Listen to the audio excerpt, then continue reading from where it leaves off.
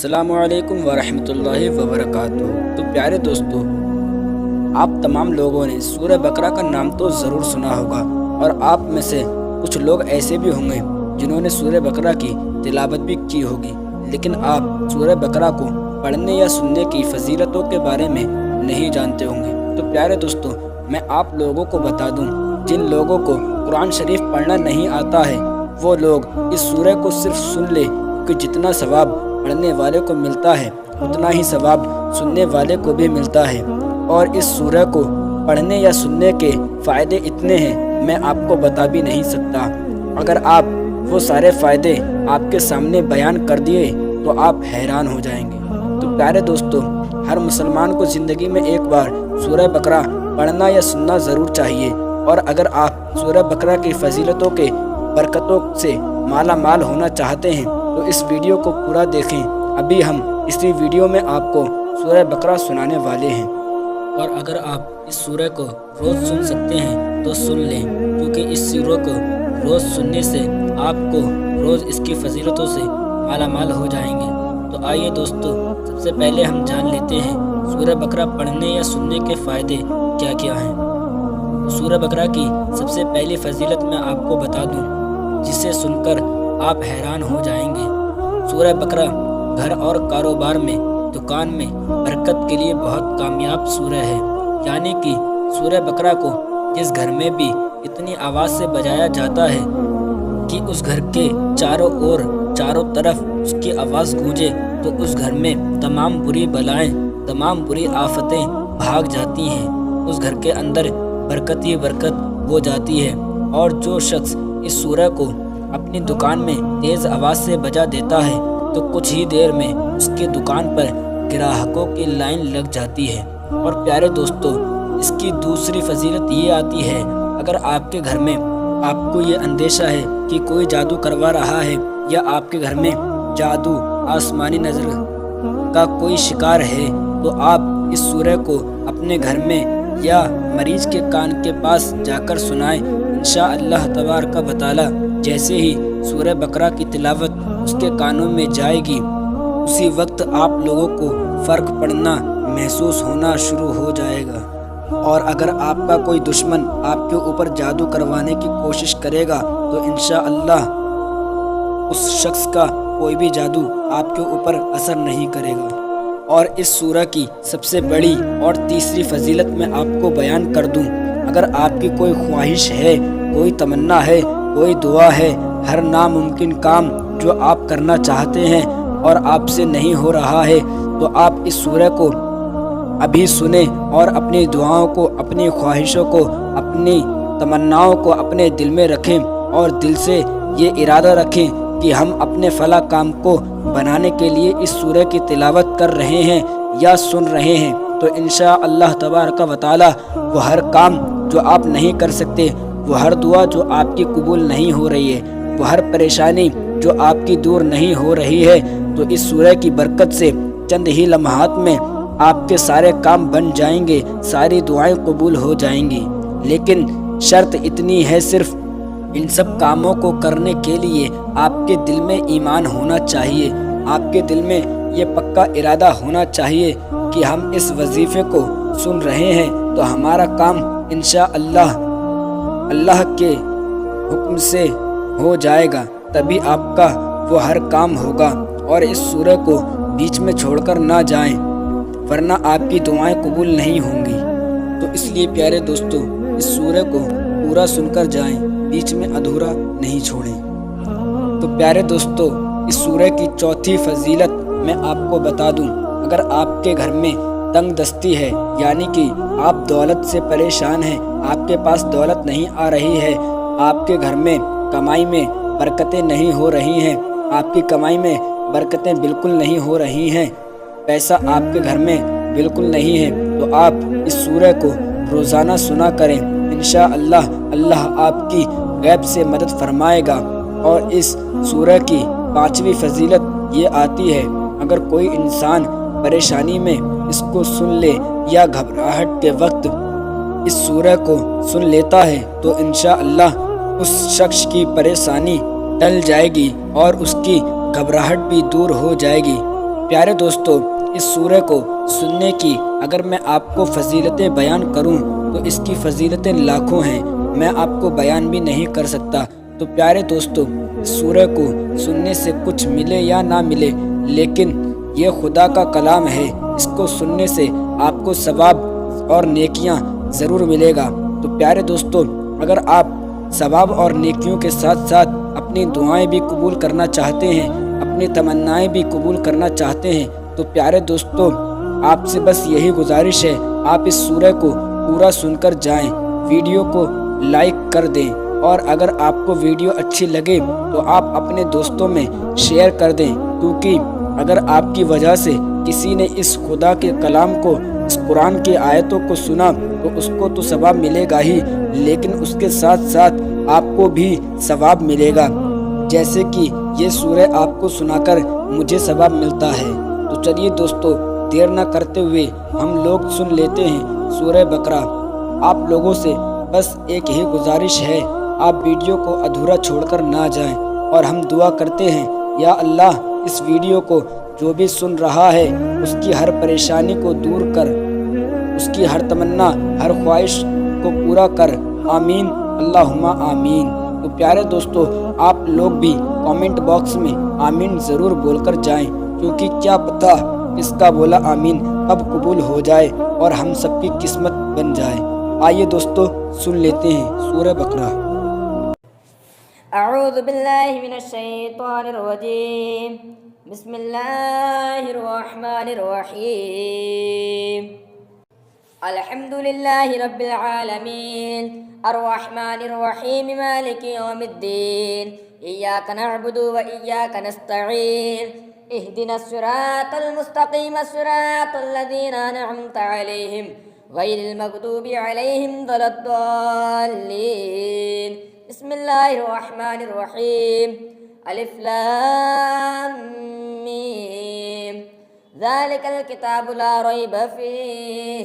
ہدی للمتقین الذین یؤمنون بالغیب ویقیمون الصلاة ومما رزقناہم ينفقون والذین یؤمنون بما انزل الیک وما انزل من قبلک وبالآخرة هم يوقنون أولئك على هدى من ربهم وأولئك هم المفلحون إن الذين كفروا سواء عليهم أأنذرتهم أم لم تنذرهم لا يؤمنون ختم الله على قلوبهم وعلى سمعهم وعلى أبصارهم غشاوة ولهم عذاب عظيم ومن الناس من يقول آمنا بالله وباليوم الآخر وما هم بمؤمنين يخادعون الله والذين آمنوا وما يخدعون إلا أنفسهم وما يشعرون في قلوبهم مرض فزادهم الله مرضا ولهم عذاب أليم بما كانوا يكذبون وَإِذَا قِيلَ لَهُمْ لَا تُفْسِدُوا فِي الْأَرْضِ قَالُوا إِنَّمَا نَحْنُ مُصْلِحُونَ أَلَا إِنَّهُمْ هُمُ الْمُفْسِدُونَ وَلَكِنْ لَا يَشْعُرُونَ وَإِذَا قِيلَ لَهُمْ آمِنُوا كَمَا آمَنَ النَّاسُ قَالُوا وَنُؤْمِنُ كَمَا آمَنَ السُّفَهَاءُ أَلَا إِنَّهُمْ هُمُ السُّفَهَاءُ وَلَكِنْ لَا يَعْلَمُونَ وَإِذَا لَقُوا الَّذِينَ آمَنُوا قَالُوا آمَنَّا وَإِذَا خَلَوْا إِلَى شَيَاطِينِهِمْ قَالُوا إِنَّ مَعَكُمْ إِنَّمَا نَحْنُ مُسْتَهْزِئُونَ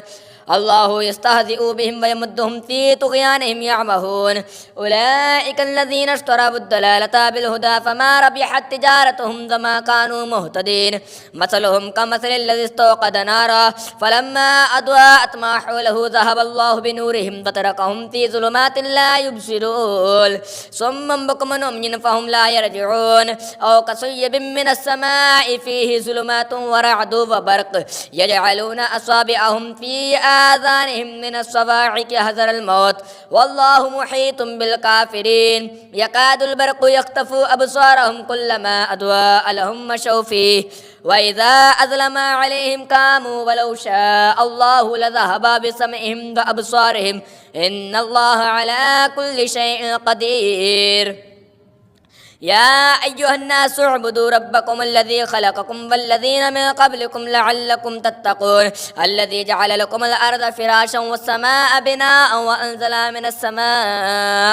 وأنزل من السماء ماء فأخرج به من الثمرات رزقا لكم فلا تجعلوا لله أندادا وأنتم تعلمون وإن كنتم في ريب مما نزلنا على عبدنا فأتوا بسورة من مثله وادعوا شهداءكم من دون الله إن كنتم صادقين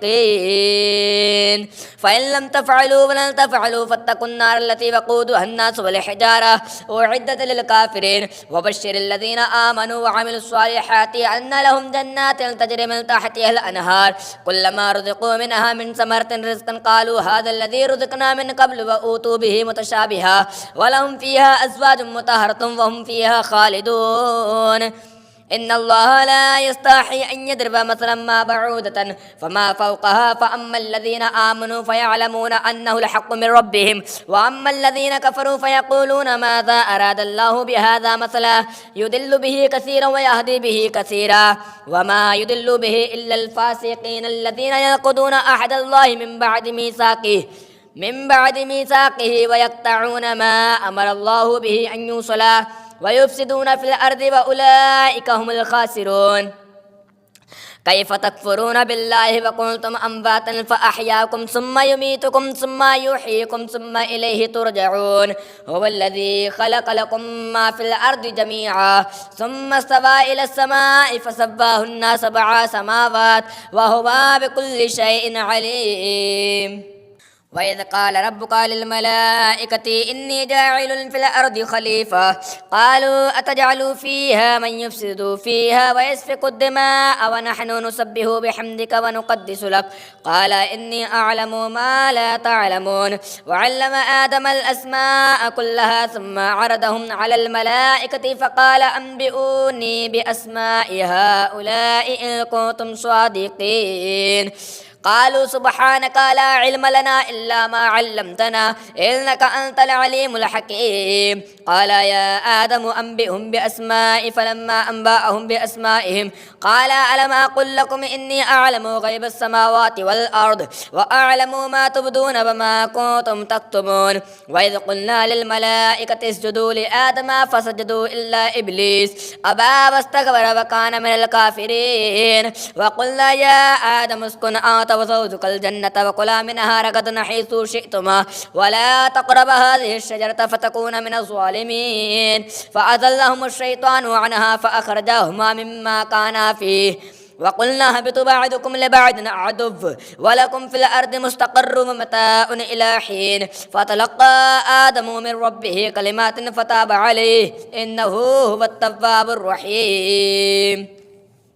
قلنا اهبطوا منها جميعا فإما يأتينكم مني هدى فمن تبع هدايا فلا خوف عليهم ولا هم يحزنون والذين كفروا وكذبوا بآياتنا أولئك أصحاب النار هم فيها خالدون يا بني إسرائيل اذكروا نعمتي التي أنعمت عليكم وأوفوا بأهدي أوف بأهدكم وإياي فارهبون وآمنوا بما أنزلت مصدقا لما معكم ولا تكونوا أول كافر به ولا تشتروا بآياتي ثمنا قليلا وإياي فاتقون ولا تلبسوا الحق بالباطل وتكتموا الحق وأنتم تعلمون وأقيموا الصلاة وآتوا الزكاة واركعوا مع الراكعين أتأمرون الناس بالبر وتنسون أنفسكم وأنتم تتلون الكتاب أفلا تعقلون واستعينوا بالصبر والصلاة وإنها لكبيرة إلا على الخاشعين الذين يظنون أنهم ملاقو ربهم وأنهم إليه راجعون يا بني إسرائيل اذكروا نعمتي التي أنعمت عليكم وأني فضلتكم على العالمين واتقوا يوما لا تجزي نفس عن نفس شيئا ولا يقبل منها شفاعة ولا يؤخذ منها عدل ولا هم ينصرون وإذ نجيناكم من آل فرعون يسومونكم سوء العذاب يذبحون أبناءكم يذبحون أبناءكم ويستحيون نساءكم وفي ذلكم بلاء من ربكم عظيم وإذ فرقنا بكم البحر فأنجيناكم وأغرقنا آل فرعون وأنتم تنظرون وإذ واعدنا موسى 40 ليلة ثم اتخذتم العجل من بعده وأنتم ظالمون ثم عفونا عنكم من بعد ذلك لعلكم تشكرون وإذا آتينا موسى الكتاب والفرقان لعلكم تهتدون وإذ قال موسى لقومه يا قوم إنكم ظلمتم أنفسكم باتخاذكم العجل فتوبوا إلى بارئكم فاقتلوا أنفسكم ذلكم خير لكم عند بارئكم فتاب عليكم إنه هو التواب الرحيم وإذ قلتم يا موسى لن نؤمن لك حتى نرى الله جهرة فأخذتكم الصاعقة وأنتم تنظرون ثم بعثناكم من بعد موتكم لعلكم تشكرون وظللنا عليكم الغمام وأنزلنا عليكم المن والسلوى كلوا من طيبات ما رزقناكم وما ظلمونا ولكن كانوا أنفسهم يظلمون وإذ قلنا ادخلوا هذه القرية فكلوا منها حيث شئتم رغدا وادخلوا الباب سجدا وقولوا حتة نغفر لكم خطاياكم وسنزيد المحسنين وبدل الذين ظلموا قولا غير الذي قيل لهم فأنزلنا على الذين ظلموا رجزا من السماء بما كانوا يفسقون وإذ استسقى موسى لقومه فقلنا اضرب بعصاك الحجر فانفجرت منه 12 عينا قد علم كل أناس مشربهم كلوا واشربوا من رزق الله ولا تعثوا في الأرض مفسدين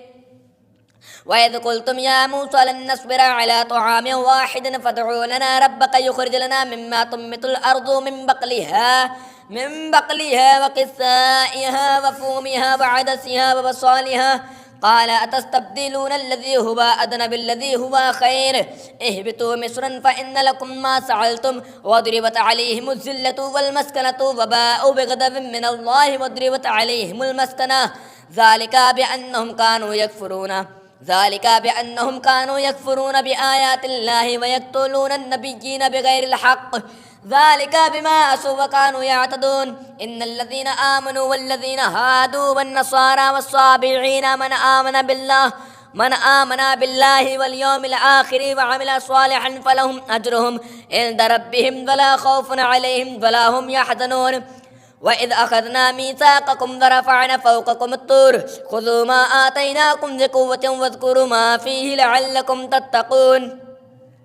ثم توليتم من بعد ذلك فلولا فضل الله عليكم ورحمته لكنتم من الخاسرين ولقد علمتم الذين اعتدوا منكم في السبت فقلنا لهم كونوا قردة خاسعين فجعلناها نكالا لما بين يديها وما خلفها وموعظة للمتقين وإذ قال موسى لقومه إن الله يأمركم أن تذبحوا بقرة قالوا أتتخذنا هزوا قال أعوذ بالله أن أكون من الجاهلين قال ادع لنا ربك يبين لنا ما هي قال إنه يقول إنها بقرة لا فارض ولا بكر عوان بين ذلك ففعلوا ما تؤمرون قال ادع لنا ربك يبين لنا ما لونها قال إنه يقول إنها بقرة صفراء فاقع لونها تسر الناظرين قالوا ادع لنا ربك يبين لنا ما هي إن البقرة شابه علينا وإنا إن شاء الله لمهتدون قال إنه يقول إنها بقرة لا ذلول تثير الأرض ولا تسقي الحرث مسلمة لا شية فيها قالوا الآن جئت بالحق فذبحوها وما كادوا يفعلون وإذ قتلتم نفسا فادارأتم فيها والله مخرج ما كنتم تكتمون فقلنا اضربوه ببعضها كذلك يوحي الله الموتى ويريكم آياته لعلكم تعقلون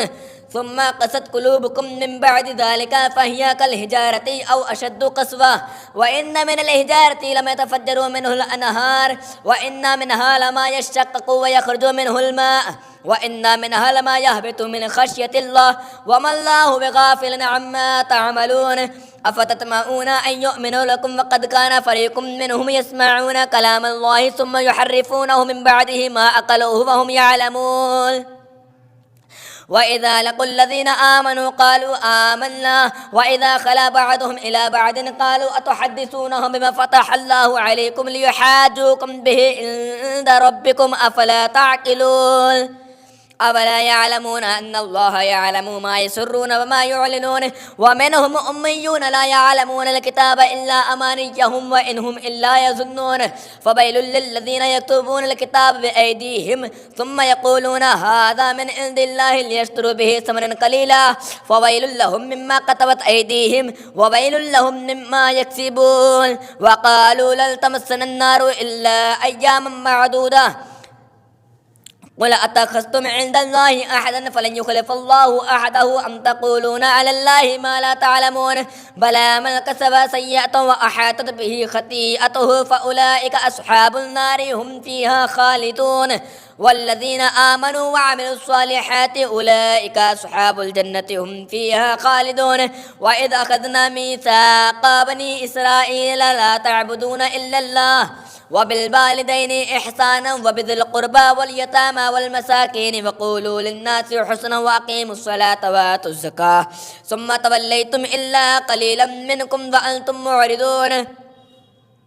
وإذا أخذنا ميثاقكم لا تسفكون دماءكم ولا تخرجون أنفسكم من دياركم ثم أقررتم وأنتم تشهدون ثم أنتم هؤلاء تقتلون أنفسكم وتخرجون فريقا منكم من ديارهم تظاهرون عليهم بالإثم والعدوان وإن يأتوكم أسارى تفادوهم وهو محرم عليكم إخراجهم أفتؤمنون ببعض الكتاب وتكفرون ببعض فما جزاء من يفعل ذلك منكم إلا خزي في الحياة الدنيا ويوم القيامة يردون إلى أشد العذاب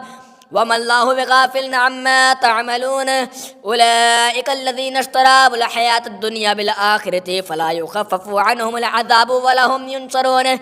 ولقد آتينا موسى الكتاب وكفينا من بعده بالرسل وآتينا عيسى ابن مريم البينات وأيدناه بروح القدس أفكلما جاءكم رسول بما لا تهوى أنفسكم استكبرتم ففريقا كذبتم وفريقا تقتلون وقالوا قلوبنا غلف بل لعنهم الله بكفرهم فقليلا ما يؤمنون ولما جاءهم كتاب من عند الله مصدق لما معهم وكانوا من قبل يستفتحون على الذين كفروا فلما جاءهم ما عرفوا كفروا به فلعنة الله للكافرين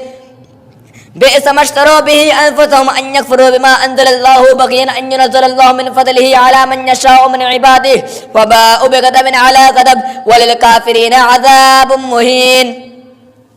وإذا قيل لهم آمنوا بما أنزل الله قالوا نؤمن بما أنزل علينا ويكفرون بما وراءه وهو الحق مصدقا لما معهم قل فلما تقتلون أنبياء الله من قبل إن كنتم مؤمنين ولقد جاءكم موسى بالبينات ثم اتخذتم العجل من بعده وأنتم ظالمون وإذ أخذنا ميثاقكم ورفعنا فوقكم الطور خذوا ما آتيناكم بقوة واسمعوا قالوا سمعنا وعصينا وأشربوا في قلوبهم العجل بكفرهم قل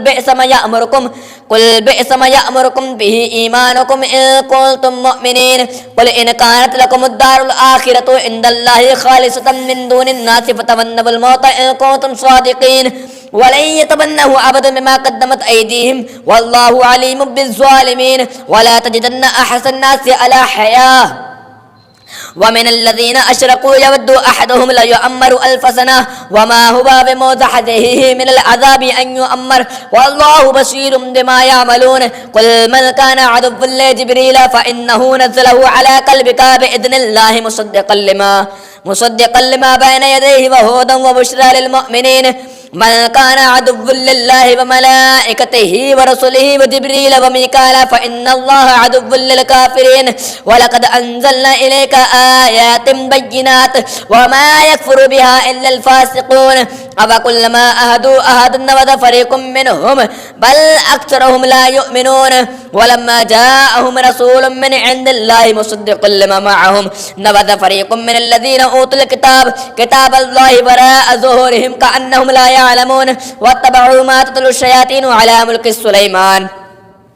وما كفر سليمان ولكن الشياطين كفروا يعلمون الناس السحر وما أنزل على الملكين ببابل هاروت وماروت وما يعلمان من أحد حتى يقولا إنما نحن فتنة فلا تكفر ويتعلمون منهما ما يفرقون به بين المرء وزوجه وما هم بضارين من أحد إلا بإذن الله ويتعلمون ما يضرهم ولا ينفعهم ولقد علموا لمن اشتراه ما له في الآخرة من خلاق ولبئس ما شروا به أنفسهم لو كانوا يعلمون ولو أنهم آمنوا واتقوا لمثوبة من عند الله خير لو كانوا يعلمون يا أيها الذين آمنوا لا تقولوا راعنا وقولوا انظرنا واسمعوا وللكافرين عذاب أليم ما يود الذين كفروا من أهل الكتاب ولا المشركين أن ينزل عليكم من خير من ربكم والله يختص برحمته من يشاء والله ذو الفضل العظيم ما ننسخ من آية أو ننسها نأتي بخير منها أو مثلها ألم تعلم أن الله على كل شيء قدير ألم تعلم أن الله له ملك السماوات والأرض وما لكم من دون الله من ولي ولا نصير أم تريدون أن تسألوا رسولكم كما سئل موسى من قبل ومن يتبدل الكفر بالإيمان فقد ضل سواء السبيل ود كثير من أهل الكتاب لا يردونكم من بعد إيمانكم كفارا حسدا من عند أنفسهم من بعد ما تبين لهم الحق فاعفوا واصفحوا حتى يأتي الله بأمره إن الله على كل شيء قدير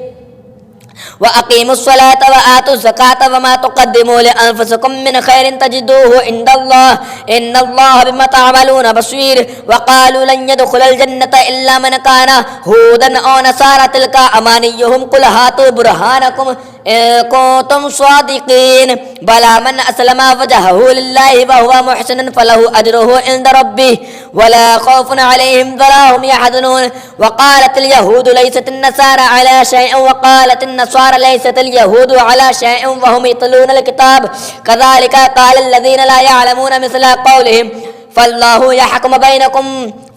يحكم بينهم يوم القيامة فيما كانوا فيه يختلفون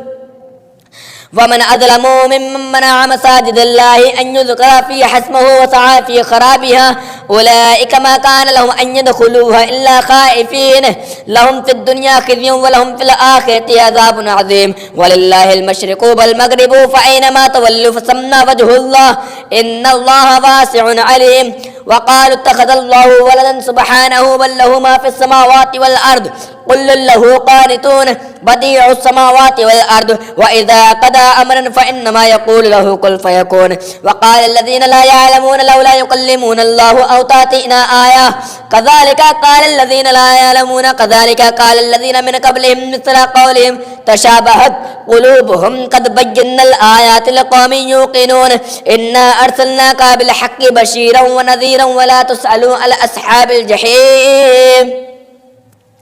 ولن ترضى عنك اليهود ولا النصارى حتى تتبع ملتهم قل إن هدى الله هو الهدى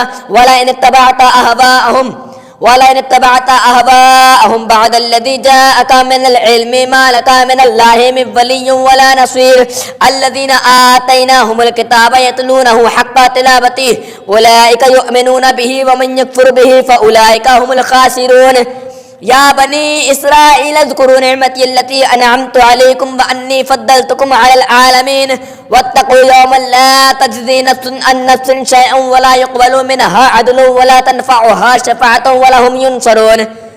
وإذ ابتلى إبراهيم ربه كلمات فأتمهن قال إني جاعلك للناس إماما قال ومن ذريتي قال لا ينال أحد الظالمين وإذ جعلنا البيت مثوبة للناس وأمنا واتخذوا من مقام إبراهيم مصلى وأحدنا إلى إبراهيم وإسماعيل أن طهر بيتي للطائفين والعاكفين والركع السجود وإذ قال إبراهيم رب اجعل هذا بلدا آمنا وارزق أهله من الثمرات من آمن بالله واليوم الآخر قال ومن كفر فأمتئه قليلا ثم اضطره إلى عذاب النار وبئس المصير وإذ يرفع إبراهيم القواعد من البيت وإسماعيل ربنا تقبل منا إنك أنت السميع العليم ربنا واجعلنا مسلمين لك ومن ذريتنا أمة مسلمة لك وأرنا مناسكنا وتب علينا إنك أنت التواب الرحيم ربنا وابعث فيهم رسولا منهم يتلو عليهم آياتك ويعلمهم الكتاب والحكمة ويزكيهم إنك أنت العزيز الحكيم ومن يرغب عن ملة إبراهيم إلا من سفي نفسه ولقد اصطفيناه في الدنيا وإنه في الآخرة لمن الصالحين إذ قال له ربه أسلم قال أسلمت لرب العالمين ووصى بها إبراهيم بنيه ويعقوب يا بني إن الله اصطفى لكم الدين فلا تموتن إلا وأنتم مسلمون أم كنتم شهداء إذ حضر يعقوب الموت إذ قال لبنيه ما تعبدون من بعدي قالوا نعبد إلهك وإله آبائك إبراهيم وإسماعيل وإسحاق إله واحد ونحن له مسلمون تلك أمة قد خلت لها ما كسبت ولكم ما كسبتم ولا تسألون عما كانوا يعملون وقالوا كونوا هودا أو نصارى تهتدوا قل بل ملة إبراهيم حنيفا وما كان من المشركين قولوا آمنا بالله وما أنزل إلينا وما أنزل إلى إبراهيم وإسماعيل وإسحاق ويعقوب والأسباط وما أوتي موسى وما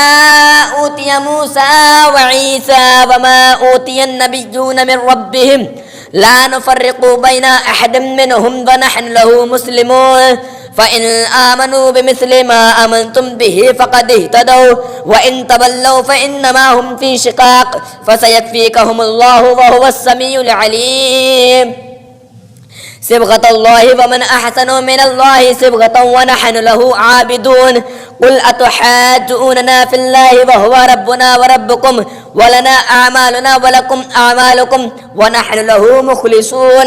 أم تقولون إن إبراهيم وإسماعيل وإسحاق ويعقوب والأسباط كانوا هودا أو نصارى قل أأنتم أعلم أم الله ومن أظلم ممن كتم شهادة عنده من الله وما الله بغافل عما تعملون تلك أمة قد خلت لها ما كسبت ولكم ما كسبتم ولا تسألون عما كانوا يعملون سيقول السفهاء من الناس ما واللهم عن قبلتهم التي كانوا عليها قل لله المشرق والمغرب يهدي من يشاء إلى صراط مستقيم وكذلك جعلناكم أمة وسطا لتكونوا شهداء على الناس ويكون الرسول عليكم شهيدا وما جعلنا القبلة التي كنت عليها إلا لنعلم من يتبع الرسول ممن ينقلب على عقبيه وإن كانت لكبيرة إلا على الذين هدى الله وما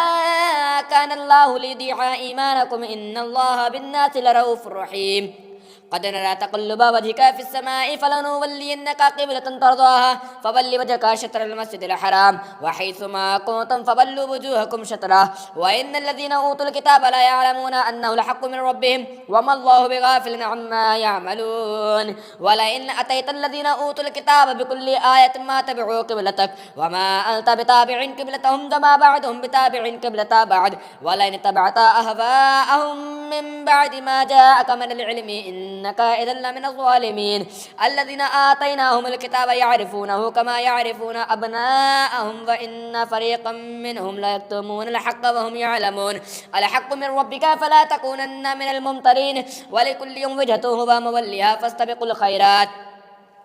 أينما تكونوا يأتي بكم الله جميعا إن الله على كل شيء قدير ومن حيث خرجت فول وجهك شطر المسجد الحرام وإنه للحق من ربك وما الله بغافل عما يعملون وما الله بغافل عما تعملون ومن حيث خرجت فول وجهك شطر المسجد الحرام وحيث ما كنتم فولوا وجوهكم شطره لئلا يكون للناس عليكم حجة إلا الذين ظلموا منهم فلا تخشوهم واخشوني ولأتم نعمتي عليكم ولعلكم تهتدون كما أرسلنا فيكم رسولا منكم يتلو عليكم آياتنا ويزكيكم ويعلمكم الكتاب والحكمة ويعلمكم ما لم تكونوا تعلمون فاذكروني أذكركم واشكروا لي ولا تكفرون يا أيها الذين آمنوا استعينوا بالصبر والصلاة إن الله مع الصابرين ولا تقولوا لمن يقتل في سبيل الله أموات بل أحياء ولكن لا تشعرون ولنبلونكم بشيء من الخوف والجوع ونقص من الأموال والأنفس والثمرات والثمرات وبشر الصابرين الذين إذا أصابتهم مصيبة قالوا إنا لله وإنا إليه راجعون أولئك عليهم صلوات من ربهم ورحمة وأولئك هم المهتدون إن الصفا والمروة من شعائر الله فمن حج البيت أو اعتمر فلا جناح عليه أن يطوف بهما ومن تطوع خيرا فإن الله شاكر عليم إن الذين يكتمون ما أنزلنا من البينات والهدى من بعد ما بيناه للناس في الكتاب أولئك يلعنهم الله ويلعنهم اللاعنون إلا الذين تابوا وأصلحوا وبينوا فأولئك أتوب عليهم وأنا التواب الرحيم إن الذين كفروا وماتوا وهم كفار أولئك عليهم لعنة الله والملائكة والناس أجمعين خالدين فيها لا يخفف عنهم العذاب ولا هم ينظرون وإلهكم إله واحد لا إله إلا هو الرحمن الرحيم إن في خلق السماوات والأرض واختلاف الليل والنهار والفلك التي تجري في البحر بما ينفع الناس وما أنزل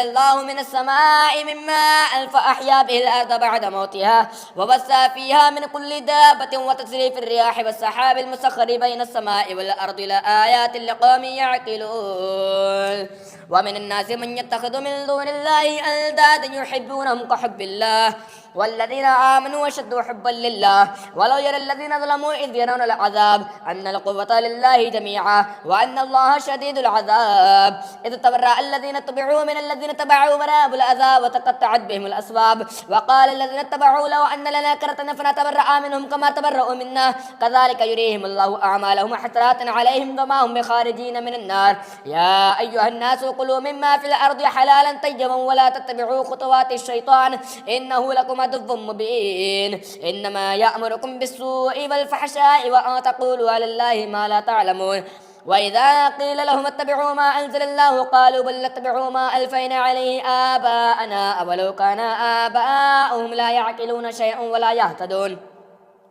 ومثل الذين كفروا كمثل الذي ينعق بما لا يسمع إلا دعاء ونداء صم بكم عمي فهم لا يعقلون يا أيها الذين آمنوا كلوا من طيبات ما رزقناكم واشكروا لله إن كنتم إياه تعبدون إنما حرم عليكم الميتة والدم ولحم الخنزير وما أهل به لغير الله فمن اضطر غير باغ ولا عاد فلا إثم عليه إن الله غفور رحيم إن الذين يكتمون ما أنزل الله من الكتاب ويشترون به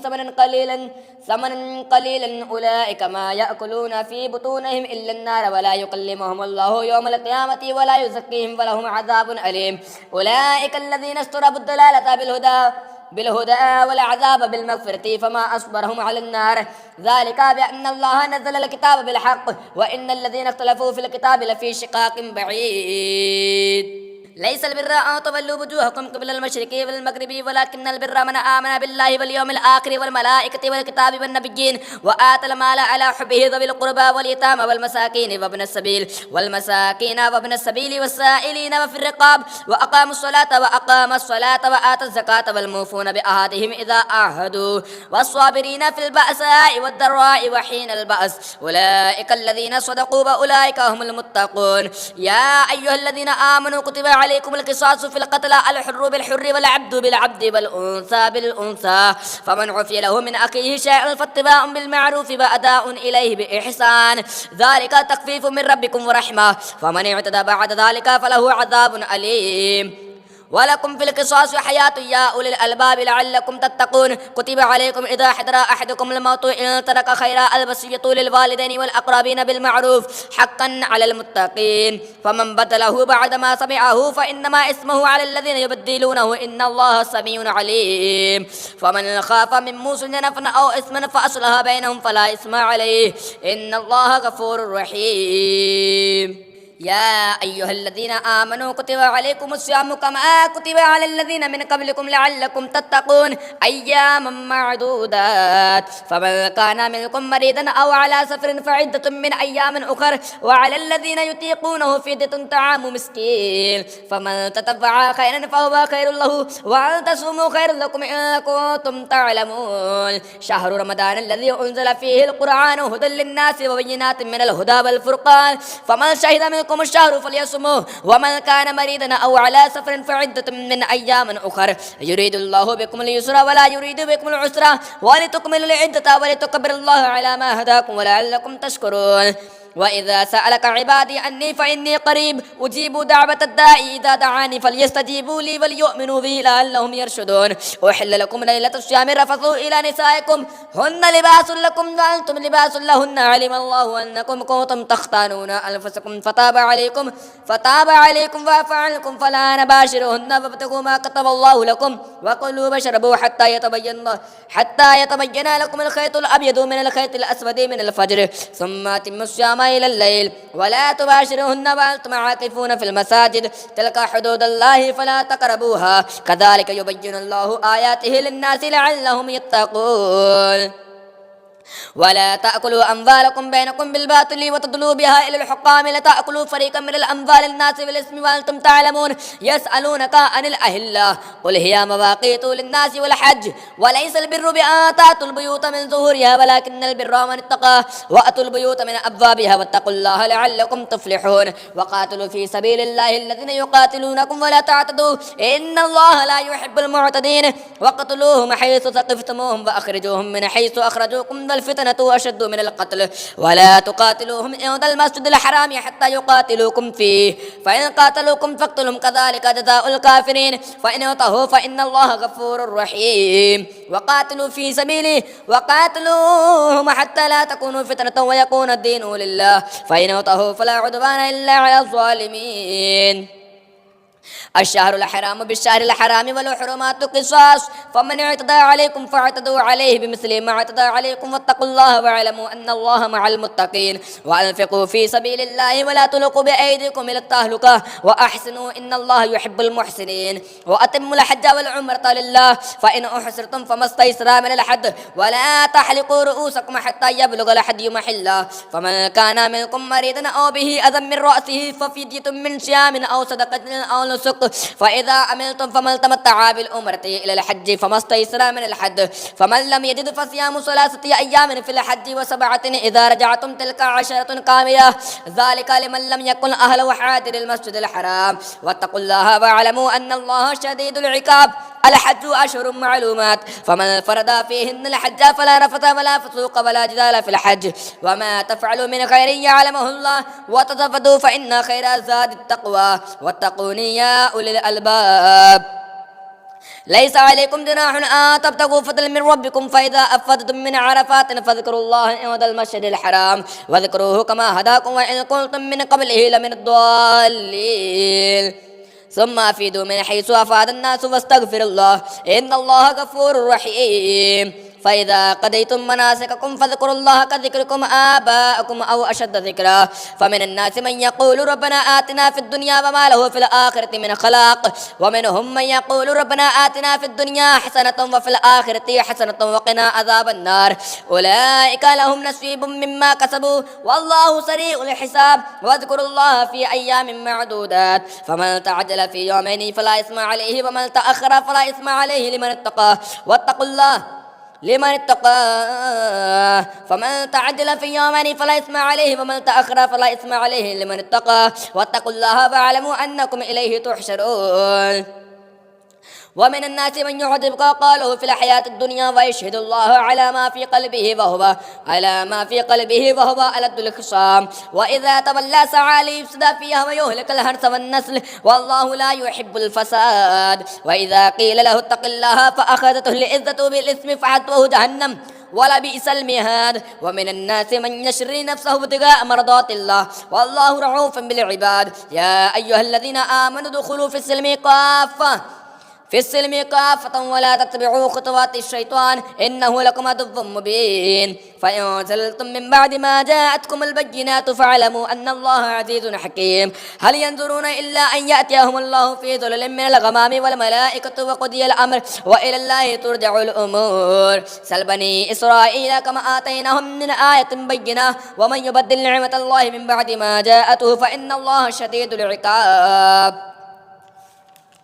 زين للذين كفروا الحياة الدنيا ويسخرون من الذين آمنوا والذين اتقوا فوقهم يوم القيامة والله يرزق من يشاء بغير حساب كان الناس أمة واحدة فبعث الله النبيين مبشرين ومنذرين وأنزل معهم الكتاب بالحق ليحكم بين الناس فيما اختلفوا فيه وما اختلف فيه إلا الذين أوتوه من بعد ما جاءتهم البينات بغيا بينهم فهدى الله الذين آمنوا لما اختلفوا فيه من الحق بإذنه والله يهدي من يشاء إلى صراط مستقيم أم حسبتم أن تدخلوا الجنة ولما يأتكم مثل الذين خلوا من قبلكم مستهم البأساء والضراء وزلزلوا حتى يقول الرسول والذين آمنوا معه متى نصر الله ألا إن نصر الله قريب يسألونك ماذا ينفقون قل ما أنفقتم من خير فللوالدين والأقربين واليتامى والمساكين وابن السبيل وما تفعلوا من خير فإن الله به عليم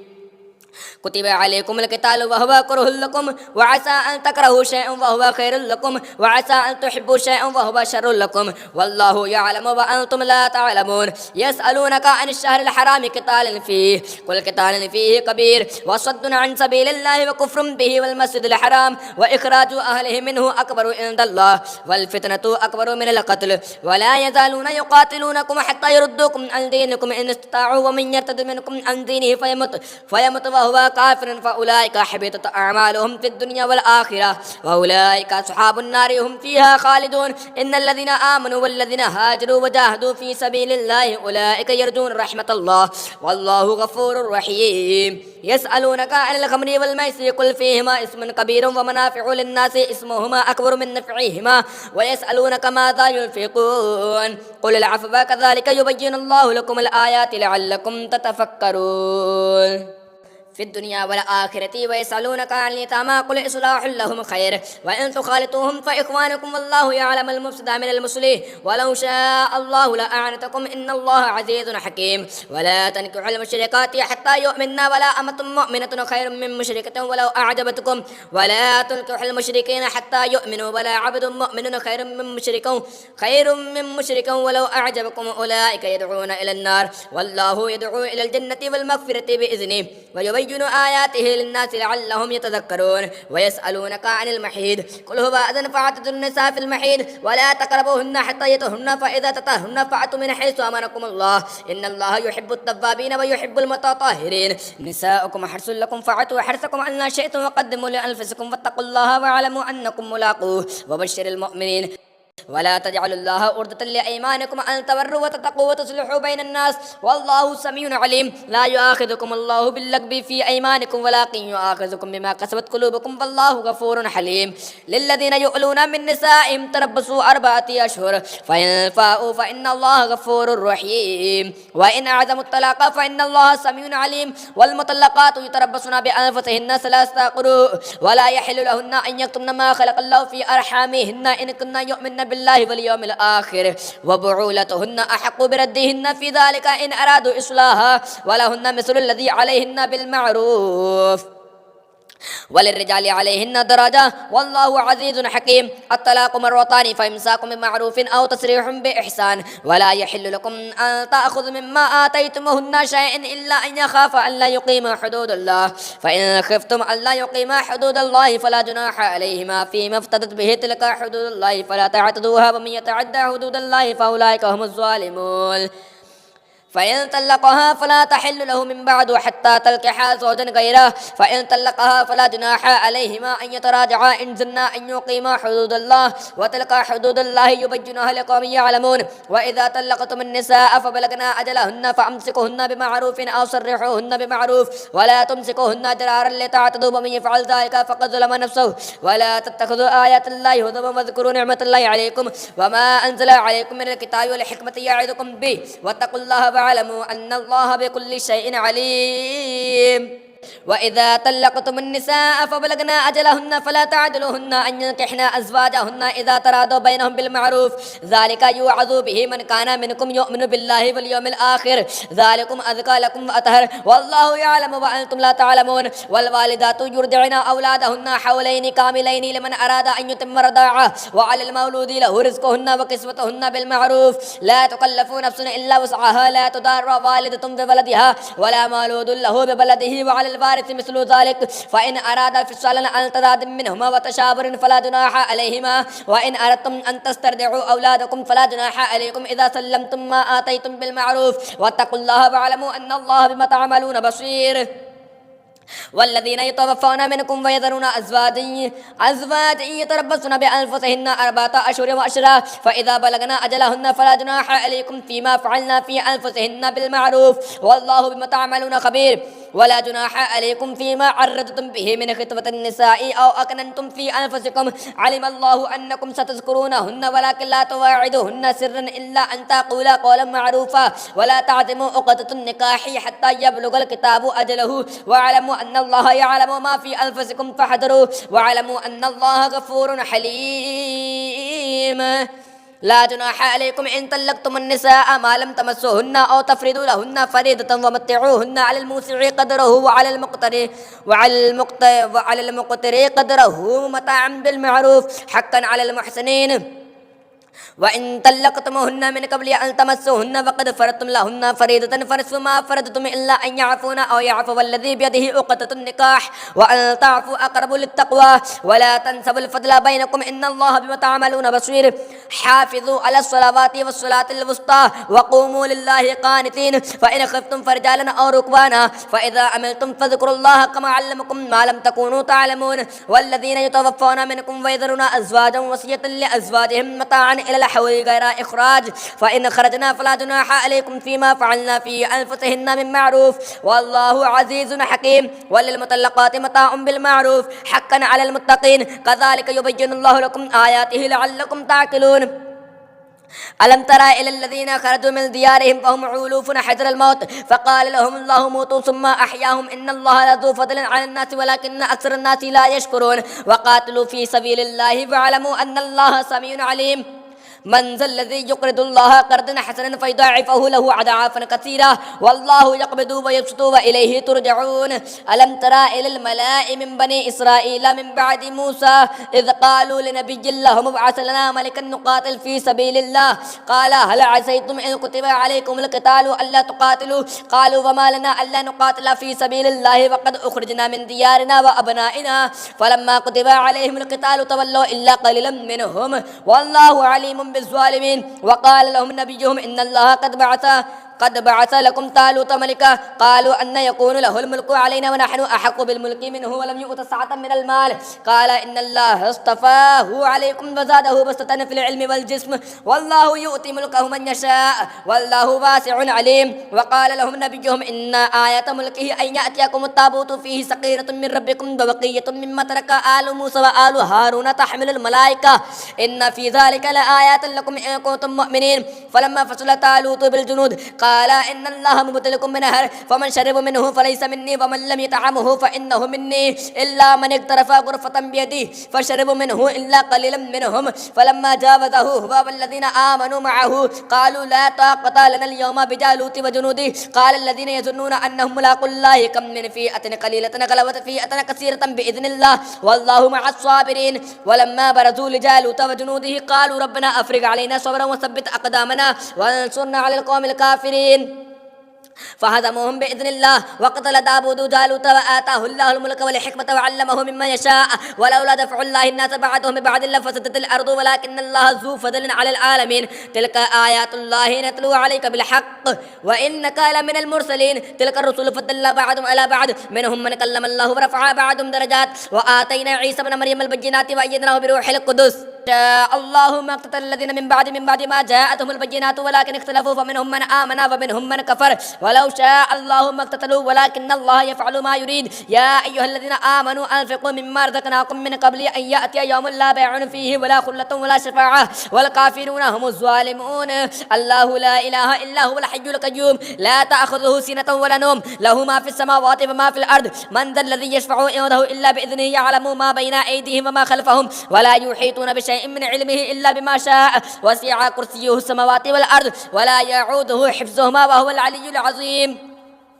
لا إكراه في الدين قد تبين الرشد من الغي فمن يكفر بالطاغوت فيؤمن بالله فقد استمسك بالعروة الوثقى لا انفصام لها والله سميع عليم. الله ولي الذين آمنوا يخرجهم من الظلمات إلى النور والذين كفروا أولياءهم الطاغوت يخرجونهم من النور إلى الظلمات أولئك أصحاب النار هم فيها خالدون. ألم ترى إلى الذي حاج إبراهيم في ربه أن آتاه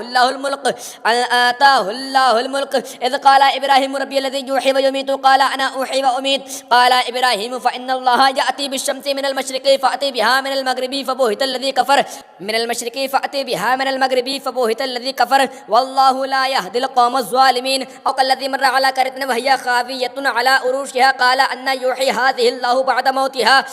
فأماته الله 100 عام ثم بعثه قال كم لبثت قال لبثت يوما أو بعض يوم قال بل لبثت 100 عام فانظر إلى طعامك وشرابك لم يتسنه وانظر إلى حمارك ولنجعلك آية للناس وانظر إلى العظام كيف ننشدها ثم نكسوها لحما فلما تبين له قال أعلم أن الله على كل شيء قدير. وإذ قال إبراهيم ربي أرني كيف تحيي الموت قال أولم تؤمن قال بلى ولكن ليطمئن قلبي قال فخذ 4 من الطير فاصرهن إليك ثم اجعل على كل جبل منهن جزءا ثم ادعوهن يأتينك سعيا واعلم أن الله عزيز حكيم. مثل الذين ينفقون أموالهم في سبيل الله كمثل حبة أنبتت 7 سنابل في كل سنبلة 100 حبة والله يضاعف لمن يشاء والله واسع عليم. الذين ينفقون أموالهم في سبيل الله ثم لا يتبعون ما أنفقوا منا ولا أذى لهم أجرهم عند ربهم ولا خوف عليهم ولا هم يحزنون. قول معروف ومغفرة خير من صدقة يتبعها أذى والله غني حليم. يا أيها الذين آمنوا لا تبطلوا صدقاتكم بالمن والأذى كالذي ينفق ماله رئاء الناس ولا يؤمن بالله واليوم الآخر فمثله كمثل صفوان عليه تراب فأصابه وابل فتركه صلدا لا يقدرون على شيء مما كسبوا والله لا يهدي القوم الكافرين. ومثل الذين ينفقون أموالهم ابتغاء مرضات الله وتثبيتا من أنفسهم كمثل جنة بربوة أصابها وابل فآتت أكلها ضعفين فإن لم يصب وابل فطل والله بما تعملون بصير. أيود أحدكم أن تكون له جنة من نخل وأعناب تجري من تحتها الأنهار له فيها من كل الثمرات فأصابه الكبر وله ذرية ضعفاء فأصابها إعصار فيه نار فاحترقت كذلك يبين الله لكم الآيات لعلكم تتفكرون. يا أيها الذين آمنوا أنفقوا من طيبات ما كسبتم ومما أخرجنا لكم من الأرض ولا تيمموا الخبيث منه تنفقون ولستم بآخذه إلا أن تغمضوا فيه واعلموا أن الله غني حميد. الشيطان يعدكم الفقر ويأمركم بالفحشاء والله يعدكم مغفرة منه فضلا والله واسع عليم. يؤتي الحكمة من يشاء ومن يؤت الحكمة فقد أوتي خيرا كثيرا وما يذكر إلا أولو الألباب. وما أنفقتم من نفقة أو نذرتم من نذر فإن الله يعلمه وما للظالمين من أنصار. إن تبدوا الصدقات فنعم هي وإن تخفوها وتؤتوها الفقراء فهو خير لكم ويكفر عنكم سيئاتكم والله بما تعملون خبير. ليس عليك هداهم ولكن الله يهدي من يشاء. وما تنفقوا من خير فلأنفسكم وما تنفقون إلا ابتغاء وجه الله وما تنفقوا من خير يوفى إليكم وأنتم لا تظلمون. للفقراء الذين أحصروا في سبيل الله لا يستطيعون ضربا في الأرض يحسبهم الجاهل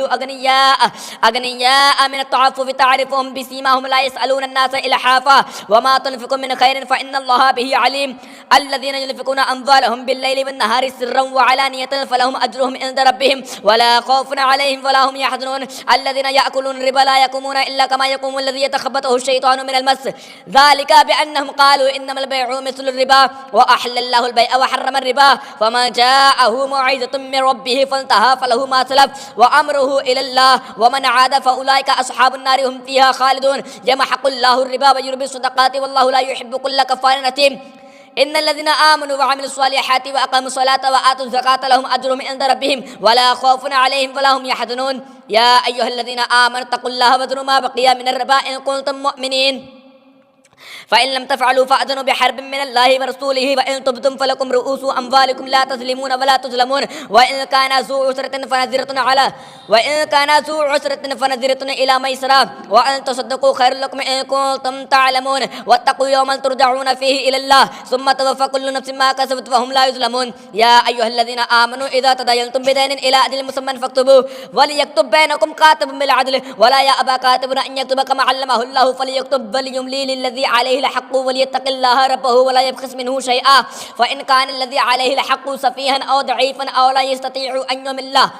أن يمل هو فليملل وليه بالعدل واستشهدوا شهيدين من رجالكم فإن لم يكونا رجلين فرجل وامرأتان ممن ترضون من الشهداء أن تضل إحداهما فتذكر إحداهما الأخرى ولا يأبى الشهداء إذا ما دعوا ولا تسأموا أن تكتبوه صغيرا أو كبيرا إلى أجله ذلكم أقسط عند الله فأقيموا للشهادة وأدنى ألا ترتابوا إلا أن تكون تجارة حاضرة تديرونها